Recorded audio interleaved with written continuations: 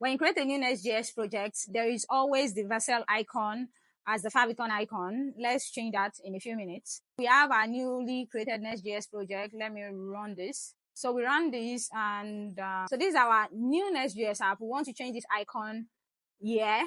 All you have to do is just change the favicon.ico that is here in the app folder, right? So you can create yours by going to favicon generator. I'll put this link. You can quickly generate your favicon from test. So if your project name, if you want your favicon to be a test, you can generate it here. So say I have F.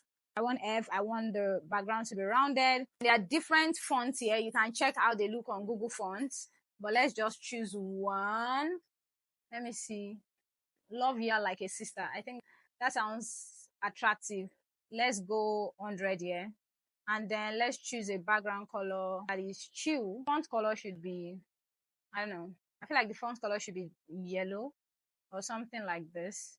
Let me go for this. And then background color can be a little bit deeper. Let's see what that gives us. So we are able to download this zip file.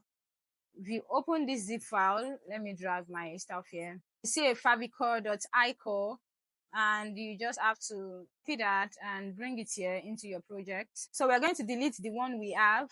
Come to think of this, this is what we have here. So we delete the default one from Vercel, and then we take this and put it in our app. So we have a new one now. So when you refresh, you see that it has changed.